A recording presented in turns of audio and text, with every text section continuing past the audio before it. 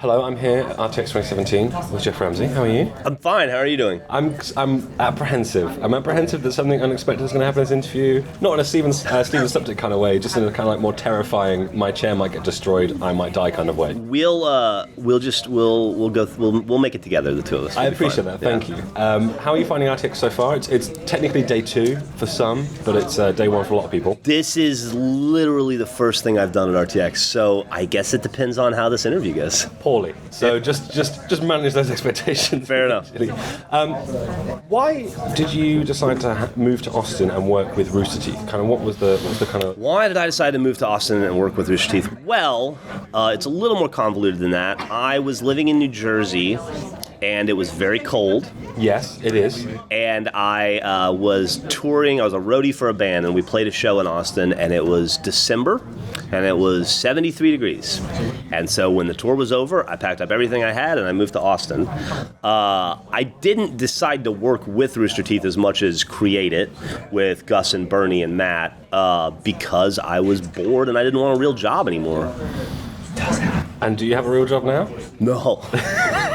No. So out of all of the properties that you guys have under your umbrella, Sure. Who would you most likely go for a beer with?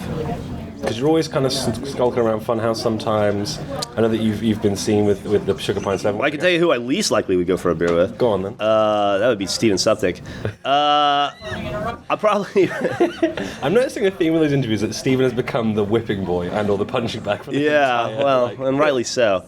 I'm a big fan of Bruce Greene. Yeah? Yeah, from Funhouse. Yeah. I like everybody. I like Greg Miller a lot. And nobody else. And nobody else. No, I like everybody. Everybody within the Let's Play family is awesome. I would like to spend more time with most of the fellas and ladies, but yeah, I probably know Bruce the best. Nick Scarpino I like a lot. Noah J. I have visions of you and Bruce just going to a ska concert now and just discussing the finer points of ska and reggae. I don't have the energy to go to any concert, but if I did, it would be with Bruce. Yeah, it's more like Bruce and I get together and I whine about all the annoying things the Achievement Hunter guys do, and he whines about the Funhouse guys, and we just kind of comfort each other. It's like catharsis. Yeah, it's a little cathartic. I like it. Yeah. How do you find the relationship between personal life and work life? Is it very much now completely blurred? Because Rooster Teeth is very open, and a lot of it is kind of all on the internet for all to see. So Rooster Teeth has been my personal and my business life for the last 15 years. That's the problem. When you take a hobby and you turn it into a job, and then compound that by creating, making that job with all of your best friends, right? There's no difference. Yeah. And then my job is literally now to talk 4 to 6 hours a day, and there's just not a lot going on in my life to talk about. So it's, yeah, I mean, my life is my job is my life, and for better or worse.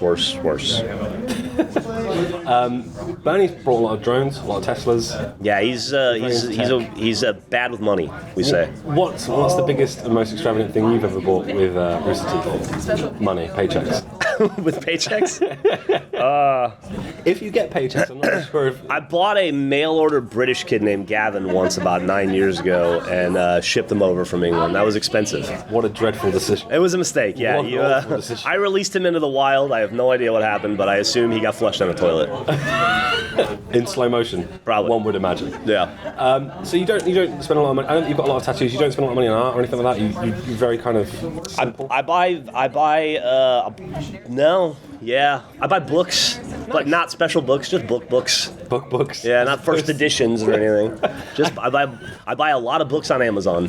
I can imagine walking to your house. There's this library, and you're like, I don't buy first editions. I buy 1966 first editions. I buy 250 at Goodwill editions. Yeah, no, and it's not. I wouldn't describe it as a library. It's more just like piles on the ground and against the wall. Nice. I don't know that that's nice. It sounds nice. It sounds very bookish. It sounds like it's something out of like an alcoholic. Like a hobo. An alcoholic version of Harry Potter is what I was going for. But sure, maybe. If you were in a plane and it crashed onto an island, as it does, maybe it was United, I'm not sure, and it lands on this plane, and by miraculous decision you survive, You can have 4 other members of Rooster Teeth on the island with you. You have to survive. It's 21 days roughly before a ship will come and potentially save you and or murder you because it could be full of pirates. But who would you take? Do I have to? No. If you're like, I would rather they all burn and died in the wreckage, that's entirely valid as an answer. I would take Gus. Okay. And it would be like having 4 other people with me. Well, pray tell, for the readers who may not know what Gus is like. He's exceptionally capable, and he's at least as much of a pain in the ass as 3 people. That's valid. It's an entirely valid thing. And he would leave me alone. We would have Gus is very solitary, so we would have like an hour a day where we commiserated and we cut the coconuts or sharpen the spears, and then he would say, "Okay, I'm done with you now. I'm going to go to my side of the island and leave me alone." It would be very peaceful and solitary. A peaceful, almost journey. Yeah. Whereas Michael, it would be 23 hours a day of him talking to me, and then I would use the spear to. I wouldn't make it to the rescue. they just turned like, what happened here? There's blood everywhere. Don't know. He just tripped and fell on a spear. Yeah. These things happen. Do you ever have any regrets over the 15 years? Because it's incredibly hard to make a company, and it's incredibly hard to make a company that's based on a subscription model that works. And against all of the odds, Rooster Teeth has become this, and I almost hate to use this term, but it is still kind of an underground, enormous success that for better or worse, hasn't really punched through to... We like to, and that was by design for a long time. We were trying to fly under the radar. Okay. Because I would describe us as like the best success you've never heard of, right? Maybe. I guess there's always little things here and there, but looking at where we started in a spare bedroom, the 3 or 4 of us, and where we are today with a much larger bedroom and 270 something employees, it's hard to think back to anything like major. I maybe would have adopted YouTube a little faster as a platform. Oh, okay.